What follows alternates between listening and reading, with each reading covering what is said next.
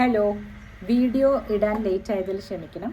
ഞാൻ വീട്ടിലാണ്, എൻ്റെ വീട്ടിലാണ്. അതുകൊണ്ട് കുറച്ച് സൗണ്ട് പൊല്യൂഷൻസ് ഒക്കെ ഇവിടെ ഉണ്ടാവും. നമ്മൾ ഔട്ട്ഡോർ അല്ലേ, അകത്തിരുന്ന് പിടിക്കുന്ന അത്രയും ക്ലാരിറ്റി ഉണ്ടാവില്ല. എന്നാലും ഹോപ്പ്ഫുള്ളി ഇത് കേൾക്കാൻ പറ്റുമെന്ന് വിചാരിക്കണം. ഇന്നത്തെ വിഷയം എന്താണെന്നറിയോ? ഈ പുറമെ പോയി ജോലി ചെയ്യുന്ന പ്രവാസികളായ ഞങ്ങളെപ്പോലെ ഉള്ള ആളുകളെ പറ്റി തന്നെയാണ്. പുറത്ത് മൈഗ്രേഷൻ ചെയ്ത് പോകുന്നുണ്ട് മലയാളീസ്, അല്ലെങ്കിൽ നമ്മൾ ജീവിക്കാൻ വേണ്ടിയിട്ട് ജോലി തേടി പോകുന്നുണ്ട്. അബുദാബിയിലെ കാര്യം ഞാൻ പറയാം. നമ്മൾ അബുദാബിയിൽ ചെന്ന് ജീവിക്കുമ്പോൾ അവിടെയുള്ള ഭരണാധികാരികളുടെ സ്ഥലമാണത്, അല്ലേ? അപ്പോൾ അവരവിടെ ഒരുക്കിയിരിക്കുന്നതെല്ലാം നമ്മൾ കൂടി അനുഭവിക്കുകയാണ്. എന്ന് പറഞ്ഞാൽ അവർ നല്ല ഇൻഫ്രാസ്ട്രക്ചർ ഉണ്ട് അവിടെ, നല്ല റോഡുകൾ, നല്ല നല്ല എന്താ പറയുക, എന്താ പറയണ, വെള്ളം, വൈദ്യുതി, AC, അതെല്ലാം ഒരു കുഴപ്പമില്ലാതെ പ്രവർത്തിക്കുന്ന സ്ഥലം. അങ്ങനെയുള്ള ഒരു രാജ്യത്തിൽ നമ്മൾ അവിടെ ചെന്ന് അവരുടെ അതിഥിയായിട്ട് കഴിയണം. അപ്പോൾ അവർ ചില റൂൾസൊക്കെ വെച്ചിട്ടുണ്ടാവും. ആ റൂൾസ് ആ ഭരണാധികാരിയുടെ സ്ഥലമായതുകൊണ്ട് നമ്മൾ ആരും അത് ധൈര്യപ്പെടില്ല. അതിനെ പോയിട്ട് ചോദ്യം ചെയ്യാനോ അല്ലെങ്കിൽ അത് ബ്രേക്ക് ചെയ്യാനോ ഒന്നും നമ്മൾ ധൈര്യപ്പെടില്ല. നമ്മൾ അതിനനുസരിച്ച് ജീവിക്കും. കാരണം എന്താണ്? അവിടുത്തെ നിയമങ്ങൾ ഭയങ്കര ശക്തമാണ്. ഇനി നമ്മൾ തിരിച്ച് നമ്മുടെ ഇന്ത്യയിലേക്ക് വരാം. ഇവിടെ നിയമങ്ങൾ ഉണ്ട് എങ്കിലും ഒരുപാട് ലൂപ്പ് ഹോൾസ് ഉണ്ട് ഇവിടെ. പക്ഷേ ഇവിടുത്തെ നിയമം ശക്തവുമല്ല.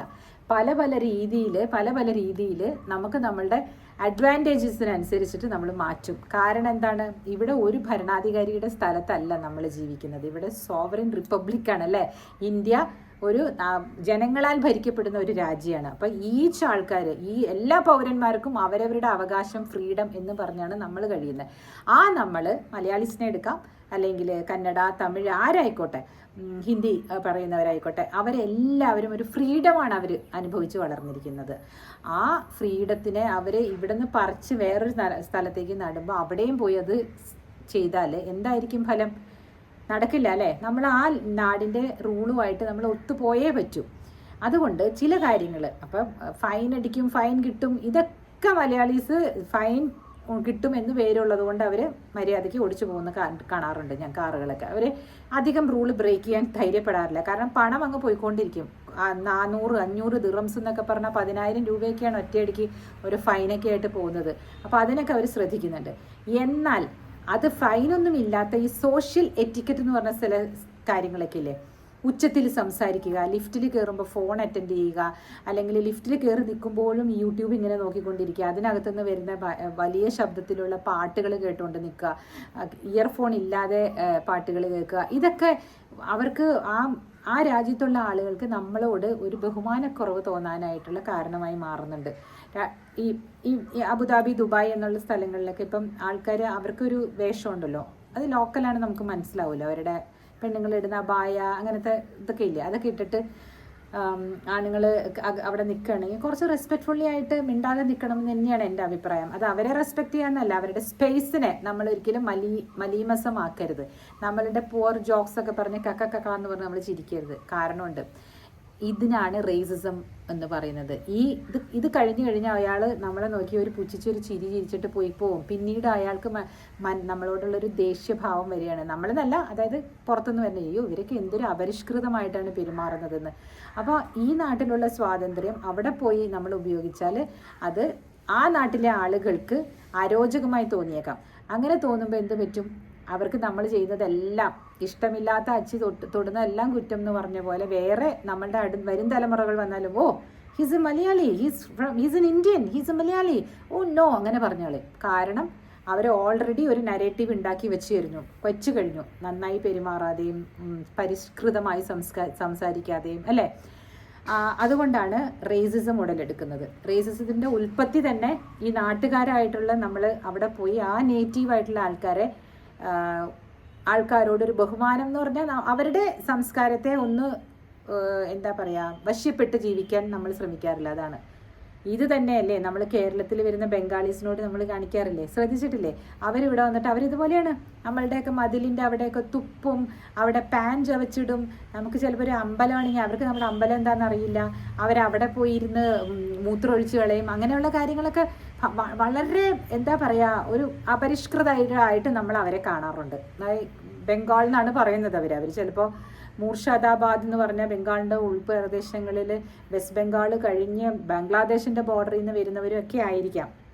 മാനുവൽ ലേബറേഴ്സ് അല്ലേ, അവർക്ക് അപ്പോൾ അതിനനുസരിച്ചുള്ള പഠിത്തവും കാര്യങ്ങളൊക്കെ അല്ലേ ഉണ്ടാവുള്ളൂ. അപ്പോൾ അവരിവിടെ വന്നിങ്ങനെ കാണിക്കുമ്പോൾ നമ്മൾ അവരെ എങ്ങനെയാണ് കാണുന്നത്, അതേപോലെ നമ്മളെ എത്ര പഠിച്ച നമ്മൾ അവിടെ പോയിട്ട് ഇപ്പം സ്വിറ്റ്സർലൻഡ്, ജർമ്മനി, വെസ്റ്റേൺ കൺട്രീസിൽ എവിടെയാണെങ്കിലും, അമേരിക്ക, യൂറോപ്യൻ കൺട്രീസിൽ എവിടെയാണെങ്കിലും പോയിട്ട് നമ്മൾ ബിഹേവ് ചെയ്ത് ഒരാളോട് നമ്മൾ മര്യാദയ്ക്ക് പെരുമാറാതെ അല്ലെങ്കിൽ അയാളെ തൃണവൽക്കരിച്ച് നമ്മൾ സംസാരിച്ചത് കൊണ്ട് അയാൾക്കുണ്ടായ ഒരു രോഷം ഉണ്ടല്ലോ, അതാണ് റേസിസമായിട്ട് മാറുന്നത്.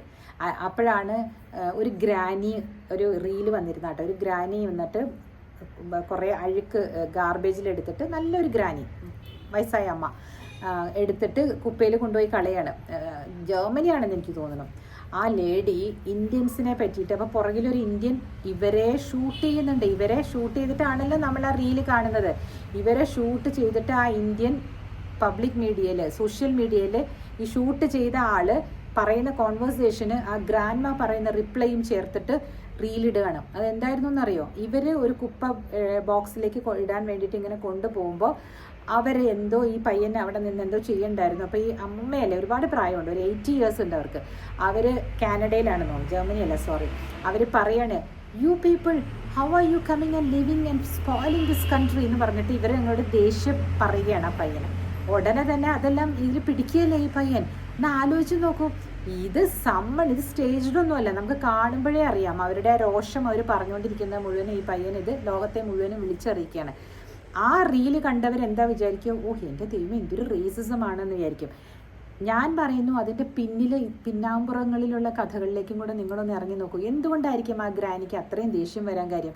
ഒരുപക്ഷെ ആ പയ്യൻ അവിടെ എന്താണ് ചെയ്തുകൊണ്ടിരുന്നതെന്ന് നമുക്കറിയില്ല. ഒരുപക്ഷെ അവൻ അവിടെ സ്പിറ്റ് ചെയ്തോ, അല്ലെങ്കിൽ അവിടെ വല്ല കുപ്പ, അവിടെ വല്ല ചോക്ലേറ്റ് ബാറിൻ്റെ വല്ലതോ അവിടെ ഇട്ടോ, അത് കുനിഞ്ഞെടുത്തില്ലയോ, അത് കണ്ടപ്പോൾ ഈ അമ്മ ചീത്ത പറഞ്ഞതാകാം. ഇതൊക്കെ ഉണ്ടല്ലോ കഥകൾ. അങ്ങനെ ആരും ന്യായീകരിക്കുന്നതല്ല, അങ്ങനെ ആ സ്ത്രീ അത്ര ചീത്ത പറഞ്ഞു ഈ ഇന്ത്യനെ. ആ ഇന്ത്യനാകട്ടെ, ഇവരെ ഇപ്പം ഞാൻ കാണിച്ചു തരാമെന്നും പറഞ്ഞ് സോഷ്യൽ മീഡിയയിലിട്ട്. ആർക്ക് എന്ത് നഷ്ടം? നിങ്ങൾ ഇന്ത്യൻസ് അപ്പോൾ മറ്റുള്ളവരുടെ പ്രൈവസി ഹനിക്കുന്നവരാണോ എന്നാണ് അവിടെ വേറൊരു ക്വസ്റ്റ്യൻ വന്നത് അതിൻ്റെ അടിയിൽ. They can even go and sue U.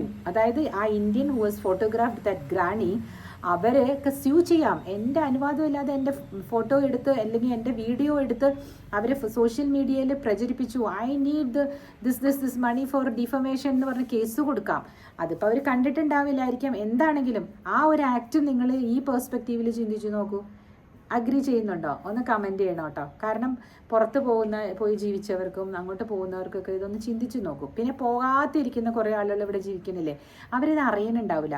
അവരൊന്ന് ചിന്തിച്ച് നോക്കൂ, നമ്മൾ ബംഗാളീസിനോട് എങ്ങനെയാണ് പെരുമാറുന്നത്, അതേ പെരുമാറ്റം ഈ നമ്മളെ അവിടെ വെസ്റ്റേൺ കൺട്രീസിൽ ചെല്ലുമ്പോൾ നമ്മളോട് പെരുമാറിയാൽ എങ്ങനെയിരിക്കും? ഇതൊക്കെ ഒരു എംപത്തറ്റിക് സിറ്റുവേഷനിൽ നിങ്ങൾ ചിന്തിച്ച് നോക്കൂ. It is definitely not welcoming by the westerners due to the disrespect we are giving them. മനസ്സിലായോ? നമ്മൾ അവിടെ ചെന്ന് അവരെ ഡിസ്റെസ്പെക്റ്റ് ചെയ്യുന്നതുകൊണ്ട്, അവരോട് മര്യാദയില്ലാതെ പെരുമാറുന്നത് കൊണ്ടാണ് അവർ തിരിച്ച് ഈ റേസിസത്തിൻ്റെ മോഡലിൽ നമുക്ക് തിരിച്ചു തരുന്നതാണ് എൻ്റെ ഒരു എളിയ അഭിപ്രായവും എനിക്ക് അങ്ങനെ കണ്ടെത്താൻ കഴിഞ്ഞത്. അതെ, ചില സ്ഥലങ്ങളിൽ ഈ റേസിസം എന്ന് പറയുന്നത് തന്നെ ഉണ്ടായ സ്ഥലങ്ങളുണ്ട്. സ്കിൻ കളർ വെച്ചിട്ട്, അല്ലെങ്കിൽ ചില ആളുകളുടെ പ്രാകൃത വേഷത്തിനെ കണ്ടിട്ട് അങ്ങനെയൊക്കെ ചെയ്യുന്ന ജനങ്ങളുണ്ട്, ഇല്ലെന്നല്ല. പക്ഷെ എരുതിയിൽ എണ്ണ ഒഴിക്കണ പോലെ നമ്മളുടെ ചില ആക്ടിവിറ്റീസും ഇതിനകത്തൊക്കെ കുഴപ്പമാവാറുണ്ട്. ജർമ്മനിയിലെ ഒരു ബസ്സിൻ്റെ ഒരു റീൽ ഇതുപോലെ കാണുന്നുണ്ടായിരുന്നു.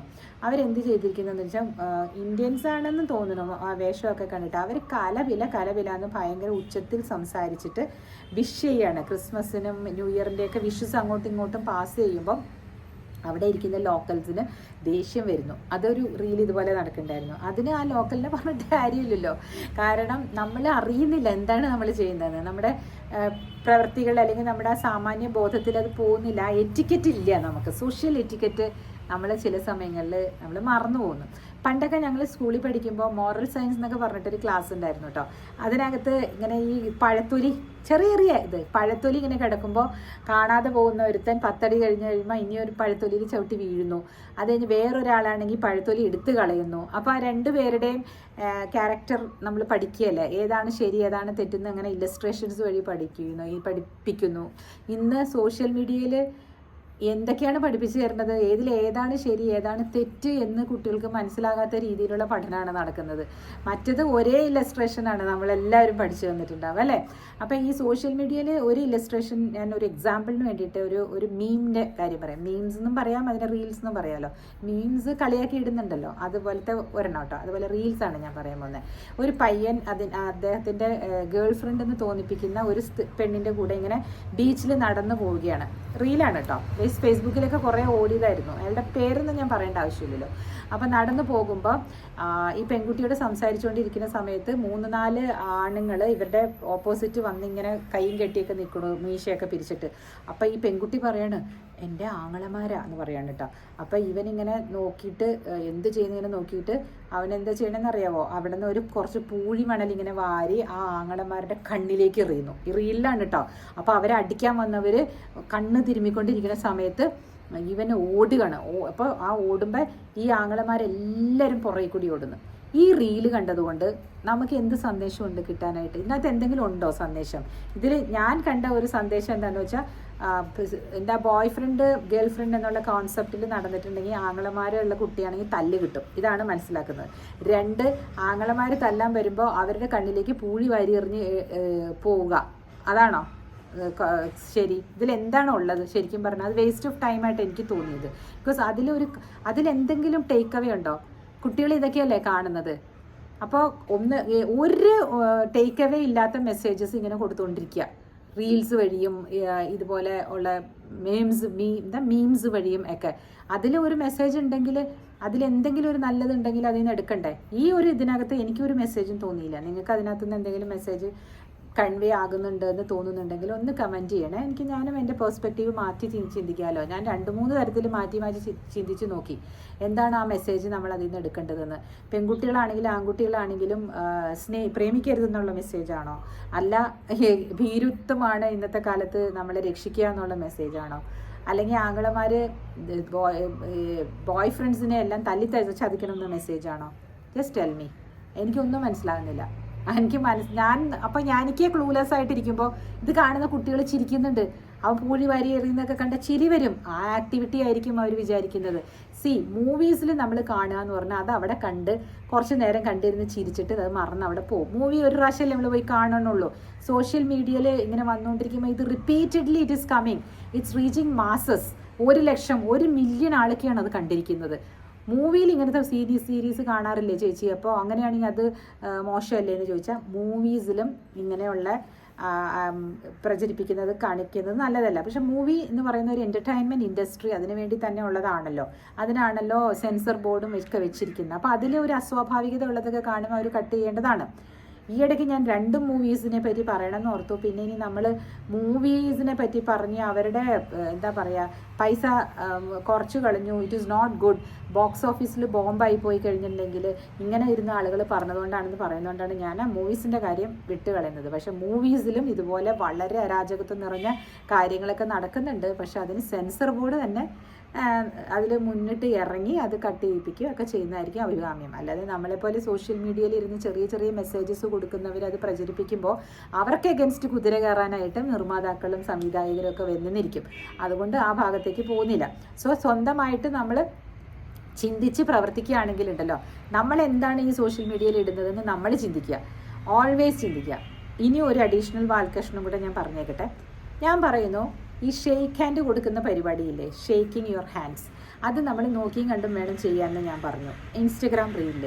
എന്താ ഞാൻ ആ പറഞ്ഞതിൻ്റെ ഉദ്ദേശം എന്ന് വെച്ചാൽ, കോർപ്പറേറ്റ് വേൾഡിൽ ഷെയ്ക്ക് ഹാൻഡ്സ് നിർബന്ധമാണ്. അതായത് ഇൻവൈറ്റിംഗ് എ പീപ്പിൾ നമ്മൾ ഷെയ്ക്ക് ഹാൻഡ് കൊടുക്കും, അല്ലെങ്കിൽ അവരെ ഒന്ന് ഹാർദവുമായിട്ട് റിസീവ് ചെയ്യും. അത് ഒരു എറ്റിക്കറ്റിൻ്റെ ഭാഗമാണ്. അതിനൊരു പ്രത്യേക തരത്തിലുള്ള ഷെയ്ക്ക് ഹാൻഡ്സ് ഒക്കെ ഉണ്ട്. അതെല്ലാം ചെയ്ത് അതങ്ങോട്ട് മാറി കറക്റ്റ് കഴിഞ്ഞു, കുഴപ്പമൊന്നുമില്ല. നിങ്ങൾ ശ്രദ്ധിച്ചിട്ടുണ്ടോ, ഇവിടെയാണ് നമ്മളുടെ ചക്രയെല്ലാം ഇരിക്കുന്നത്, ഇവിടെ 2 സ്ഥലത്ത്. എയ്റോപ്ലെയിൻ വരുന്നു, അപ്പോൾ കേൾക്കില്ല, നിർത്തട്ടെ പോയി കഴിയുമ്പോൾ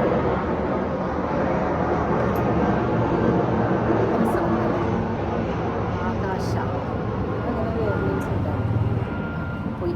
അപ്പം ഈ ചക്രാസ് ഉണ്ടെന്നുള്ളത് ഉറപ്പാണല്ലോ, എല്ലാവർക്കും സമ്മതിക്കുന്ന കാര്യങ്ങളാണ്. അതെങ്ങനെ വെക്കുമ്പോൾ നല്ല എനർജീസ് പാസ് ചെയ്യണം. അതാണ് ആചാര്യന്മാർ പറയുന്നത്. അത്രേ ഞാൻ പറഞ്ഞുള്ളൂ. അപ്പം നല്ല ഇൻറ്റൻഷനോട് കൂടി നമ്മൾക്ക് ഷെയ്ക്ക് ഹാൻഡ് തരുന്നവർ, എതിരിൽ നിൽക്കുന്നവർ ആരാണെന്ന് വെച്ചാൽ യു ഷുഡ്. അത് അല്ലെങ്കിൽ പാടെ അവോയ്ഡ് ചെയ്യാവുന്ന കാര്യങ്ങളാണ്. നമ്മൾ ഈ കല്യാണങ്ങൾക്കൊക്കെ പോകുമ്പോൾ നമ്മളുടെ അക്വൈൻറ്റൻസസ് 15 കൊല്ലം മുമ്പ് ഞാൻ കണ്ട ഒരു അക്വൈൻറ്റൻസ് ആയിരിക്കാം, അവരെന്നെ കാണുമ്പോൾ ഞാൻ കൈ നീട്ടിയാൽ എനിക്കത് കൈ നീട്ടണമെന്നില്ല, നമസ്കാരം എന്ന് പറയുന്നതാണ് നല്ലതെന്നാണ് എനിക്ക് തോന്നുന്നത്. ഇതെല്ലാം എൻ്റെ അഭിപ്രായമല്ലേ, എനിക്ക് എന്ത് വേണമെങ്കിലും എഴുതാട്ടോ. നമസ്കാരം എന്ന് പറയുന്നത് നിന്നിലുള്ള ദൈവത്തിനെ ഞാനും വണങ്ങുന്നു എന്നല്ലേ, അല്ലേ? തത്വമസി. അപ്പോൾ ശബരിമലയിലൊക്കെ എഴുതി വെച്ചിട്ടില്ലേ, തത്വമസി, നീ ഞാനാകുന്നു, അല്ലേ? അഹം ബ്രഹ്മാസ്മി, നിന്നിലുള്ള ആ വലിയ ഒരു മനസ്സിനെ ഞാൻ വണങ്ങുന്നു. ഇതൊക്കെയാണല്ലോ നമ്മളുടെ പഴയ തത്വങ്ങളൊക്കെ. ഇത് എന്താ പറയുക, ബൈബിളിലും പിന്നെ ഖുറാനിലൊക്കെ പല പല രീതികളിൽ അത് പറയുന്നുണ്ടാകും. അപ്പോൾ എല്ലാവരും ഇങ്ങനെയുള്ള കാര്യങ്ങൾ കുറച്ച് ചിന്തിക്കാൻ വേണ്ടി പറയുന്നതേ ഉള്ളൂ. അല്ല അവർക്ക് വട്ടാണ്, അവർ പറയുന്നത് കേൾക്കണ്ട എന്ന് വിചാരിക്കുന്ന ആളുകളാണെങ്കിൽ സ്ക്രോൾ ചെയ്ത് പോയിക്കോളൂ. But the take away is you should follow a etiquette in your life. The etiquette which you follows will bring you respect. എന്ന് പറഞ്ഞാൽ സാമൂഹിക മര്യാദകൾ നമ്മൾ പാലിക്കേണ്ടത് തന്നെയാണ്. പാലിച്ചാൽ നമുക്ക് നല്ലത്, നമുക്ക് റെസ്പെക്റ്റ് നമ്മൾ തന്നെ വാങ്ങിക്കുകയാണ്. നമ്മുടെ മര്യാദകൾ കണ്ടു കഴിയുമ്പോൾ മറ്റുള്ളവർ നമ്മളെ റെസ്പെക്റ്റ് ചെയ്തേക്കും. ശരിയല്ലേ? മറ്റുള്ളവർ നമ്മളെ റെസ്പെക്റ്റ് ചെയ്യുന്നില്ലെങ്കിൽ നമുക്ക് സാമൂഹിക മര്യാദകൾ ഇല്ലാത്തത് കൊണ്ട് തന്നെയാണെന്ന് കട്ടായം. നമ്മളെ കാണുമ്പോൾ ആൾക്കാർ ഇനി നോക്കുന്നത്. ഈ തുപ്പൊക്കെ ചെയ്യുന്ന കണ്ടിട്ടില്ലേ ആൾക്കാർ? ഞങ്ങളുടെ 5th ഫ്ലോറിലാണല്ലോ ഞാൻ നടക്കാൻ പോകുന്നത്. ആ നടക്കാൻ പോകുന്നത് ശരിക്കും പറഞ്ഞാൽ അത് മണ്ണൊന്നുമല്ല, 5th ഫ്ലോറിൽ അവർ ഉണ്ടാക്കിയിരിക്കുകയാണ്. മണ്ണൊക്കെ കൊണ്ടുവന്നിട്ടും ചെടികളൊക്കെ നട്ടും അങ്ങനെയൊക്കെ അവർ ആ 5th ഫ്ലോർ ഒരു ഗാർഡൻ പോലെ ആക്കി, ഒരു സ്വിമ്മിംഗ് പൂളൊക്കെ വെച്ച് ഒരു എൻ്റർടൈൻമെൻറ്റ് ഏരിയ പോലെ വെച്ചിരിക്കുകയാണ്. ഞാൻ കണ്ടതാണ് ഒരു മലയാളി യുവതി, അവർ അവരുടെ കുഞ്ഞുങ്ങളെയും കൊണ്ട് നടക്കാൻ പോകുമ്പോൾ അവിടെ ഇങ്ങനെ തുപ്പുന്നു ആ ചെടികളുടെ മുകളിൽ. എങ്ങനെ സാധിക്കുന്നു ഇതൊക്കെ? വെറുതെ തുപ്പുന്നു. ചുമ വന്നതോ അല്ലെങ്കിൽ അടക്കാൻ പറ്റാത്തതോ ഒന്നുമല്ല, അതൊരു ശീലമായിട്ടുണ്ട് അവർക്ക്. അപ്പോൾ അവർ നല്ല വെൽ ഡ്രസ്ഡാണ്, നല്ല ഭംഗിയുണ്ട്, കുഞ്ഞുങ്ങളെ നല്ല രസമാണ്. അങ്ങനെ പോകുമ്പോൾ ഞാൻ ആ സ്ത്രീയെ നോക്കിയിട്ട് എനിക്ക് ബഹുമാനം തോന്നിയില്ല. വെൽ റെസ്പെക്റ്റ് ആയിട്ടുള്ള വേഷഭൂഷാദികളും മക്കളോട് നല്ലപോലെ ഇംഗ്ലീഷിൽ സംസാരിച്ചുകൊണ്ടൊക്കെ പോകുന്നു, മലയാളത്തിൽ കാര്യങ്ങൾ പറഞ്ഞു കൊടുക്കുന്നു. അതുകൊണ്ടാണ് ഞാൻ അവരെ നോക്കിയത്. ആ 10 അടി അവർ എൻ്റെ അടുത്തേക്ക് നടന്നു വരുന്നതിനുള്ളിൽ അവർ തുപ്പി അവിടെ ആ ചെടികളുടെ മുകളിലേക്ക്. അപ്പം ഇത് പറയുന്നത് എന്താ? അപ്പം എന്താണ് ഞാൻ കണ്ടത് അവിടെ? അവർക്ക് അത് കൺട്രോൾ ചെയ്യാനായിട്ടുള്ള അവരെ ഇവിടെ തുപ്പാനുള്ള സ്ഥലമല്ല എന്നുള്ളത് അവരവരുടെ ബോധമണ്ഡലത്തിലേക്ക് കയറ്റിയിട്ടില്ല. അപ്പോൾ ഇങ്ങനെയുള്ള ചെറിയ ചെറിയ സന്ദേശങ്ങളൊക്കെ പറയുമ്പോൾ നിങ്ങൾക്കൊന്ന് ചിന്തിക്കൂല. ആരെങ്കിലും അറിയാതെ പോലും ഒന്ന് തുപ്പുകയാണെങ്കിൽ ചിന്തിക്കും, തുപ്പരുത്, ഇവിടെ തുപ്പരുത്, അവിടെ തുപ്പരുത് എന്ന് എഴുതി വെച്ചിരിക്കുന്നുണ്ടില്ലേ? മദ്രാസിലെ കോടതികളുടെ മൂലകളെല്ലാം കാണണം, പാൻ തുപ്പി തുപ്പി തുപ്പി വെച്ചിരിക്കുകയാണ്. അതിന് ഒരു പ്രാവശ്യം ഏതോ ഒക്ടോബർ 2 തോന്നുന്നു, ഇങ്ങനെ ഈ സോഷ്യൽ സർവീസസ് നടത്തുന്ന കുറേ വക്കീലന്മാർ അവിടെ വന്ന് അതെല്ലാം പൂശിയിട്ട് അവിടെ ഒരു ചെടി കൊണ്ടുവന്ന് വെച്ചു. അവർ പൈസ കൊടുത്ത് വാങ്ങി ഒരു ചെടിച്ചട്ടി അവിടെ കൊണ്ടുവന്ന് വെച്ചു, നല്ല മനോഹരമായിട്ടുള്ള ചെടി. ആ ചെടിയുടെ മുകളിൽ കൂടി തുപ്പാൻ തുടങ്ങിയ ആൾക്കാർ എന്താണെന്ന് നോക്കൂ. ആരെങ്കിലും ചെയ്യുമോ? പൂക്കളുള്ള ബോഗൻവില്ല പോലത്തെ എന്തോ ചെടി. ഇതാണ് അപ്പോൾ അവിടെ റെസ്പെക്റ്റ് എന്ന് പറയുന്നത് നമ്മൾ മേടിക്കുന്നതാണ്. നമ്മളുടെ ചെയ്തികൾ വഴി, നമ്മളുടെ പ്രവൃത്തികൾ വഴി നമ്മൾ എപ്പോഴും ശ്രദ്ധിച്ചുകൊണ്ടിരിക്കണം. ഒരുപാട് പേര് കാണുന്നുണ്ട്. അവർ നോക്കുമ്പോൾ എന്നെ കാണാൻ പറ്റുന്നുണ്ടായില്ല, നേരത്തെ തുപ്പി എന്ന് പറഞ്ഞാൽ കിട്ടി. ഞാൻ ഈ ചില്ലിൻ്റെ ഇപ്പുറത്ത് നിന്ന് എക്സസൈസ് ചെയ്യുമായിരുന്നു. അവർ പോകുന്നത് ആ ചില്ലിൻ്റെ അപ്പുറത്തൂടിയായിരുന്നു. അകത്ത് നിൽക്കുന്നവർക്ക് പുറത്തുള്ളവരെ കാണാൻ പറ്റും അവിടെ ഈ ജിമ്മിലൊക്കെ. ആ പുറത്തുനിന്നുള്ളവർക്ക് അകത്തേക്ക് കാണാൻ പറ്റില്ല. അപ്പോൾ ആ പുറത്തുനിന്ന് ആ കുട്ടിയെ ചെയ്യണം, ആരും കാണാനില്ലല്ലോ എന്നൊരു തുപ്പിക്കാണും. പക്ഷെ ഞാൻ കണ്ടു, അതാ പറഞ്ഞത്. അപ്പോൾ എനിക്ക് എന്തായി? അപ്പോൾ ഇതൊക്കെയാണോ വലിയ കാര്യങ്ങൾ എന്ന് ചോദിച്ചാൽ ഈ ചെറിയ ചെറിയ കാര്യങ്ങളാണ് വലിയ കാര്യങ്ങളായിട്ട് മുമ്പോട്ട് പോവുക. ഒരു കഥയും കൂടെ പറഞ്ഞിട്ട് ഞാൻ നിർത്തിയേക്കാം. ഒരു പയ്യന് ഓഫീസ് ജോലിക്ക് വേണ്ടിയിട്ടുള്ള ഇൻ്റർവ്യൂ കേട്ടിട്ടുണ്ടാവാം, കേൾക്കാത്തവർക്ക് വേണ്ടിയിട്ട്. ഇൻ്റർവ്യൂവിന് ഇരിക്കുകയാണ്, 2-3 ആളുകൾ ഇരിക്കുകയാണ്. അപ്പോൾ നല്ല മിടുക്കനായിട്ടുള്ള ഒരാൾ, MBA ആണ് അവരെല്ലാം, ഓഫീസ് എന്തോ ഒരു ജോലിയാണ്, നല്ല ജോലിയായിരിക്കുമല്ലോ MBA എന്നൊക്കെ പറയാം. അപ്പോൾ ഇങ്ങനെ എല്ലാവരും നിരന്നിരിക്കുമ്പോൾ ഇയാളുടെ ഊഴം വരുന്നതിന് മുമ്പ് ഇയാൾ വന്ന് കയറി, എല്ലാവരും ഇരിക്കുന്നു, നോക്കും, ഫാനൊക്കെ ഇട്ട് എല്ലാവരും നല്ലതായിട്ടിരിക്കുന്നു. എല്ലാവരും പോയി, ഇദ്ദേഹമാണ് ലാസ്റ്റ്. ഇൻ്റർവ്യൂവിന് ഇയാളുടെ പേരാണ് വിളിക്കുന്നത്. അപ്പോൾ ഇയാൾ എന്ത് ചെയ്തു എന്നറിയോ? ഇയാൾ ആ ഫാൻ ഓഫാക്കി, അവിടെ ഇരുന്ന ഫാൻ ഓഫാക്കിയിട്ട് ആ വിളിച്ചപ്പോൾ അങ്ങോട്ട് അകത്തേക്ക് കയറി ചെന്നു. അപ്പോൾ കയറി ചെന്നപ്പോൾ അവർ സ്മൈലിങ്ങിലോടുകൂടി അവർ പറഞ്ഞു, you don't have to have any interview, you are selected എന്ന് പറഞ്ഞു. അപ്പോൾ ഇയാൾക്ക് ഭയങ്കര എന്നിട്ട് പറയും, എന്താണ് ഞങ്ങൾ സെലക്ട് ചെയ്യാൻ ഉണ്ടായിരുന്ന ക്രൈറ്റീരിയ എന്താണെന്ന് ഞങ്ങൾ പറയാം. നിങ്ങളെ ഇവിടെ ഇൻ്റർവ്യൂ ചെയ്യുന്നത് അഡ്മിനിസ്ട്രേഷൻ മാനേജർ എന്നുള്ള പോസ്റ്റിലേക്കാണ് ഞങ്ങൾ നോക്കിക്കൊണ്ടിരുന്നത്. നിങ്ങൾ വന്നപ്പോൾ തന്നെ ചെയ്തത്, നിങ്ങൾ കയറി വന്ന് നിങ്ങൾക്ക് ഉഷ്ണിക്കുന്നുണ്ടായിരുന്നു, നിങ്ങൾ ജസ്റ്റ് വന്ന് അവിടെ കുറച്ച് നേരം ഫാൻ കൊണ്ടിട്ട് നിങ്ങൾ പോയി വെള്ളം കുടിക്കാനായിട്ട് ചെന്നപ്പോൾ അവിടെ വെള്ളം കുടിച്ച് കഴിഞ്ഞിട്ട് അടുത്തുണ്ടായിരുന്ന കൈ കഴുകുന്ന ടാപ്പ് ഇങ്ങനെ ലീക്കായിക്കൊണ്ടിരിക്കണം, വെള്ളം പോയിക്കൊണ്ടിരിക്കണം. അത് കണ്ടപ്പോൾ ടൈറ്റായിട്ട് നിങ്ങളത് അടയ്ക്കാൻ ശ്രമിച്ചു. അത്രയും പേര് വന്നവരൊക്കെ വെള്ളം കുടിച്ചിട്ട് വന്നിട്ടുണ്ട്. അപ്പോഴൊക്കെ അത് ലീക്കായിക്കൊണ്ടിരിക്കുകയായിരുന്നു. ആരും അത് അടയ്ക്കാൻ ശ്രമിച്ചില്ല, നിങ്ങൾ മാത്രമാണ് അത് ശ്രമിച്ചത്. അതൊരു കാര്യം. പിന്നെ ഇപ്പോൾ നിങ്ങൾ ഇൻ്റർവ്യൂവിന് വിളിച്ചപ്പോൾ നിങ്ങൾ ഇത്രയും ആളുകൾ പോയപ്പോഴും നിങ്ങൾ നിങ്ങളുടെ കാര്യങ്ങൾ മാത്രം ശ്രദ്ധിച്ച് എല്ലാവരും നോക്കി പുഞ്ചിരിച്ചൊക്കെ ഇരിക്കുന്നുണ്ടായിരുന്നു. നിങ്ങൾ ഇതെന്താ ഇവർ വിളിക്കാത്ത, ഇങ്ങനെ ഒന്നും പറയുന്നുണ്ടായിരുന്നില്ല. അതാണ് നിങ്ങൾ പിന്നെ എഴുന്നേറ്റ് വന്നപ്പോൾ ഫാൻ ഓഫാക്കി. ഇതാണ് നിങ്ങൾക്ക് ഈ ജോലി കിട്ടാനുള്ള കാര്യം. This shows how you are. എങ്ങനെയാണ് നിങ്ങളെ വളർത്തിക്കൊണ്ട് വന്നിരിക്കുന്നതും നിങ്ങൾ എങ്ങനെയാണ് നിങ്ങളുടെ ക്യാരക്ടർ ബിൽഡ് ചെയ്തിരിക്കുന്നതെന്നും ഞങ്ങൾക്ക് മനസ്സിലായി. യു ആർ ഹയേർഡ് എന്ന് പറഞ്ഞാൽ ഞങ്ങളെ സ്വീകരിച്ചിരിക്കുന്നു, നിങ്ങൾക്ക് ജോലി തന്നിരിക്കുന്നു എന്ന് പറഞ്ഞു. സോ ഇങ്ങനെ നല്ല നല്ല വിചാരങ്ങളോടെ നമുക്ക് മുമ്പോട്ട് പോകാം അല്ലേ. അപ്പോൾ ഞാനിതിപ്പോൾ അപ്ലോഡ് ചെയ്യുന്നതായിരിക്കും. ബൈ. അപ്പോൾ ഒന്ന് സബ്സ്ക്രൈബ് ചെയ്യണം കേട്ടോ. അച്ഛൻ്റെ സൗണ്ടാണ് കേട്ടത്. ബൈ.